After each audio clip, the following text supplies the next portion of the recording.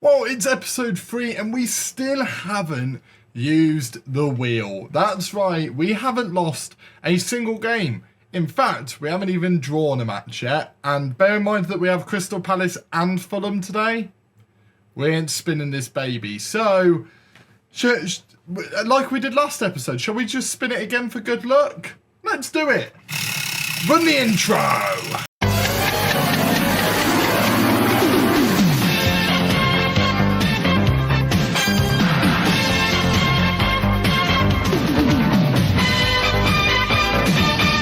Hello everybody, my name is Bragster and welcome back to the Wheel of Misfortune, where today, as I mentioned before, we've got Palace and we've got Fulham. Two London-based sides, and unfortunately for them, two sides that are going to end up feeling the wrath of Newcastle United. If you look at the league before going into this game, only Arsenal now have a 100% record other than us. Obviously, we've played one game less. So, shall we just keep our 100% record going and just try and win the league in our first season with Newcastle, despite the wheel? I think we do. I think we do. So let's look at the team. Right, so here is the team we're going to be taking to Palace. It is Pope in goal, Trippier, Schär, Botman, Target at the back, Bruno Guimaraes, Willock and Joel Linton in midfield, with Almiron on the right, Saint-Maximin on the left, and Isaac up front. Basically our usual suspects. If you look at the schedule though, it is a very tight schedule. We've got Palace obviously today, then we've got Fulham, and then we've got West Ham. So we might have to play a weekend side for Fulham, which is risky, but we might have to do it. Again, depending on the result here, but I'm pretty sure we're going to win it. So I'm not too concerned. So shall we get into it? So here we are at Crystal Palace. The Crystal Palace's team is actually quite good, looking at that front three of Zaha, Edouard and Mateta. Mateta has absolutely done me dirty multiple times on this game over the last year, or a couple of years actually. Mateta has been getting on my nerves. So fingers crossed he doesn't do that again here. They have won one, lost one, drawn one, so you can't really work out how they're going to do, whereas we've obviously won every single game up to this point. So I would expect that we would win this, but it wouldn't surprise me if Crystal Palace end up causing us a few issues, because they usually do. As, Botman's just hit the post from the corner. Very early chance here. Trippier on those corners is incredible, by the way. I absolutely loving our squad. I think it's so well balanced, this Newcastle squad, and especially with this tactic, as Isaac is through. Oh, what a save by Guaita. I forgot how good Guaita is. But the way this game, the way this team works and the way we can play is really exciting. We can play attacking, but that midfield is so good defensively that it kind of helps us when Trippier just bomb up the other side of the pitch. We do have that support, which is really, really nice. As they're actually trying to build up something now from the back, and very slowly from the back, but it's unusual to see Palace play this way, but it's not surprising as Isaac again, with his incredible pressuring, gets the ball back, but unfortunately wastes the opportunity. But that is positive news. Isaac seems to do that so often. I don't know whether that is strikers in general on this game, maybe advanced forwards on this game in general, but Isaac just seems to pressure that back line so much and manages to collect the ball and issue himself a goal-scoring opportunity almost every single game. As we mentioned Mateta before, and Mateta puts it in the back of the net. Crystal Palace 1, Newcastle 0. It can't be now, can it? Not today. Not today of all days. Not from a mistake from Schär as well, who's been so good for us. They are gaining a lot of momentum here. And I'm not really appreciating it. As Target manages to get the ball there, we've headed it forwards, but it's only as far as Anderson. Anderson manages to put it back into Hughes, and they're building up again. The momentum of this match has shifted drastically from the first few minutes. They seem to have eaten a lot of pressure and are now using that against us. As Edouard is on this left-hand side, Trippier is going to defend it, but Nick Pope manages to collect the cross, so it doesn't go into Mateta. I mean, I was going to say we're going to build from the back, but we really weren't there. Although we do manage to get it back now with Target. Target puts it into Saint-Maximin, who puts it into Isaac, who puts it into Almiron. And he missed! How did he miss? That is literally the prime opportunity there. Such a good opportunity for us, and it's wasted yet again. We've managed to gain some momentum back, but it's just not working out for us. They're the ones with the goal. We are losing at half-time. I'm going to ask them to show me something else in the second half, because this is not good enough. Almiron's having an awful game. So's Bruno Guimaraes. Again, I've even changed Bruno Guimaraes' roll-up, and it's just not working out. You're going to say you've not been good enough. This anchor sort of role for Bruno Guimaraes is just not working. This defensive midfield, I'm really struggling with this defensive midfielder sort of role. It's not working out for me. I might put it as a regista, which is, again, very attack-minded, but it might work. A regista might actually work. So we're going to try it. What I might actually do is change Willock to a deep line playmaker on defend, just to kind of balance out the fact that we're having him go a bit further forward. Time is ticking away though. Almiron's having a shocking game, which means Jacob Murphy's going to come onto the pitch. What foot is Jacob Murphy? Because I think he's right-footed, so we're happy to have him as a winger. I don't necessarily mind that. But Bruno Guimaraes not having a good game, and with the way this game's sort of going, I'm going to put Elliot Anderson onto the pitch, put him into this attacking midfielder role, have Jacob Murphy fly up the other sides, and really shore up this sort of midfield. I might even put Joel Linton on the ball-winning midfielder, just to shore it up a little bit more. Those are the changes we're going to make for now. Maybe go a bit more positive as well to try and change the momentum of this game. We're going to demand more of this team. We are currently losing. We just need one goal. That's all we need. We need one goal.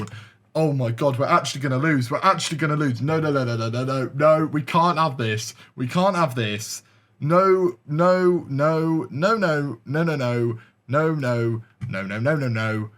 We can't have this. Right. Overlaps on the sides. We're going into this here. Distributed to the flanks and bloody quickly as well. Higher press. Even can we go even higher? We can go even higher here. More often. Just get stuck in a little bit. Maybe not get stuck in. But then, oh my God. Why am I panicking? Why am I panicking? Because I have to spin the wheel. That's why I'm panicking. Oh my days. We're going to have to go attacking, aren't we? We're going attacking. Encourage the boys.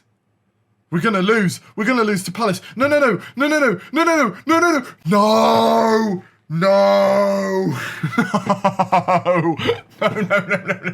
1 minute, 37 seconds later. 2 hours later. I don't want to spin it. I wasn't ready yet. I was enjoying myself. Oh, fuck's sake. Well, for the very first time in the series, it's time to spin the wheel of misfortune. Let's just spin it. I'm so scared of my fate. I know some of these punishments. You also get to see who the first creator is as well that we're going to get the punishment of. I spun that really hard, didn't I? I don't even want to look. Keep it up top. That is Sweet Left Foot's punishment. Let's see what Mike has to say. Hey, Connor, thank you very much for getting me involved in the series. So you need me to give you a punishment if you lose a game. So what I want you to do, I've thought long and hard, and I want you to play a system with 2 strikers, but those strikers both have to be goalkeepers. I've been generous here. I could have gone with 3 strikers. You should have 3 in your squad. So giving you 2, you can at least play one of them in goal. So 2 strikers, whatever role, whatever duty you want, the full 90 minutes. If you can get a goal out of them, then it's a great idea. Right, and there you go. For the Fulham game, I'm going to have to play 2 strikers, which means I have to change my entire system anyway. And not only that, the 2 strikers have to be goalkeepers. God help me. Right, so here is the team we're going to be taking to Fulham. It is Pope in goal, Trippier, Sharp, Botman and Target at the back, Joel Linton and Willock in midfield, with Almiron on the right, St Maximin on the left, with Carl Darlow and Loris Karius up front. Can't believe I'm saying that. I really can't believe I'm saying that. For those that are probably wondering about the tactic, we had to play 2 up top, and then I just went and picked the best players that had and have been playing well for us the entire time. I've gone for short passing, higher tempo, focus down the wings, floated crosses, and then basically focus everything down the wings. Don't go to these two unless you're crossing the ball, because Jesus Christ, this is not going to go well. I might actually play for set pieces on, because if we have corners and stuff, we might be able to score with these two up front, because you've got 6'3" Karius and you've got 6'3" Caldalo. So yeah, we're going to try this. It's not going to work, but we're going to try. Really? Really? You're unhappy about playing out of position, are you, Laureus, Karius and Caldalo? Offended and hurt? Oh, right. Well, it's not my fault. Blame the bloody wheel. It's not my fault. Jesus. I hate everything about this. I hate everything about this. Is this the worst one to get so early on? It's not the worst one on the board, but it's up there. And they've got likes of Mitrovic. That back line is pretty good as well for Fulham. Fulham are a decent team. They've got some stars and some highlighted players in there. They are a decent team. They're not the worst one in the Premier League. They're definitely not the best, but they're a decent enough team. I really don't know how this is going to go. I've not played a 4-2-2 before on the game, so it's going to be an interesting one. To be completely honest, if we don't get highlights, I'll be happy. Andreas Pereira, ooh, it was a good corner by Fulham actually, but it did go over the bar. It's fine. It's only a corner. It's only a corner that they're getting an opportunity from. It's only... Oh, no, we can't do this. We can't keep losing. I'm gonna get sacked. I was gonna say I was gonna die. I'm not gonna die. Oh, it's goal disallowed. Ignore everything I was saying. We've got no concerns whatsoever. Everything is fine. Completely. Do you know what's more insulting, actually? The fact that the game didn't even change their, icons. It's still the goalkeeper icons, despite them playing outfield. That doesn't make me feel any better. I know it's not meant to make me feel better, but it really doesn't make me feel any better. I mean, Karius is having a decent game. Caldalo's not, but Karius is, and that's what matters, really. Shah manages to head it forward. It's into Reed, who puts it over the top. Pope manages to get it. Woo! Calm down, people. Calm down. It's okay. It'll be okay. Karius with the header. Not a very good one, but he tried. He tried, bless him. Almiron gets the ball, though. Shah into Botman. Come on, lads, you've got this. Into Target. We're focusing play down the wings. Target into Joel Linton. Joel Linton. He's got it. He had it. Not anymore, but he had it. Joel Linton's got it again. Almiron. St. Maximin. Please be onside. Please, I'm begging you, if there is a God on earth, if there is anything on earth to help me here. Nope, okay, brilliant. I know I just don't need to lose. I know that. I know that's all I need to not do. But it's the fact that if I win the game or I score a goal, that it gives me a better chance of not losing. Do you know what? One thing I am going to change while I go into half time, I'm just gonna say... Our shooting's been far from good enough. I wonder whose fault that is, but it's fine. I'm not going to be cheap and take them off at half-time. I'm not going to be cheap and do that. I could do that, but I'm not going to. Again, because I'm not cheap. What I am going to do is I'm going to switch these two, put the ball-winning midfielder on defend, and then here I'm going to put a deep line playmaker on support, just to offer a bit more support up this side. I was actually going to change this to wing play, just because I know it will it will change things up. Right, we're going into the second half, though. 0-0. We both had a goal disallowed. We're not in a terrible position. We will be if we concede. We will be if we concede. I'm gonna lose my mind. I'm actually gonna lose my mind.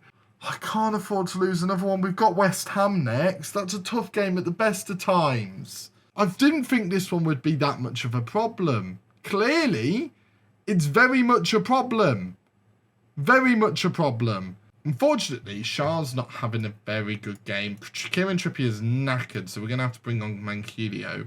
Can we afford to do that, actually?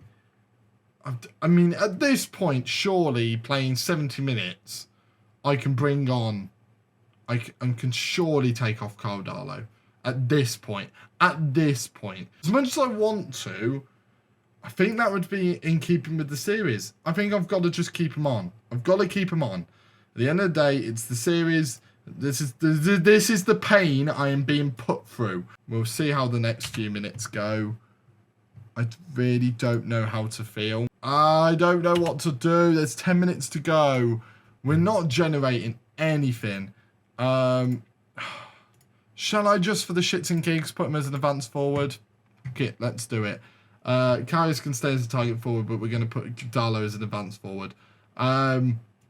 Willock isn't having the very best of games. Anderson can come on in this little gap here as attacking midfielder on support. And then we can put these guys on attack. Put these guys on attack. We're trying. Look, we're trying. Encourage the lads. Just please. Oh, do something. Why aren't you doing anything? Go more direct. I don't know. I don't know what to do. I don't know what to do. What am I meant to do? Oh, yeah, I forgot a clue. There's nothing I can do. There's nothing. We're just going to watch the game play out and we're going to lose 1-0 again. Oh, no. You know when I said once we start spinning the wheel, we're never going to stop? This is why. So, for the next game, which is against West Ham United, who are a good team, what's the punishment going to be this time? I don't want to look. This one is called the lone centre-back. I already know what this is. This one is from Tim Lewis. Tim, take it away. Hello from Wrexham, I'm Tim Lewis FM. Your punishment for the next match is you are only allowed to field one centre-back. So not two, not three, just one in that position. That's right, for the next game against West Ham United, I have to play one centre-back. I'm going to have to conjure up that wheel of formations that I have in my head yet again to try and somehow make this work. It's not going to, which means I'm going to have to spin the wheel before the game against Manchester City, but we've got to give it a go. And as mentioned, I will be playing West Ham and Manchester City. Yeah, the big one, Manchester City, is in there. I know. I know I'm screwed. I don't know how I'm going to recover this series. I really don't past this point because we're just going to keep losing. I've got that horrible, horrible feeling. But yeah, thank you guys for enjoying this episode. Make sure to hit that like button if you have done. Do comment down below what you thought of the two punishments dealt out by your fellow loved Football Manager creators. I hope you don't love them as much anymore because they're evil. I told you they were evil. And if you're new here, please do subscribe so you do not miss an episode of this. Trust me, you won't want to miss that game against Manchester City. And I shall see all of you in the next video. See ya!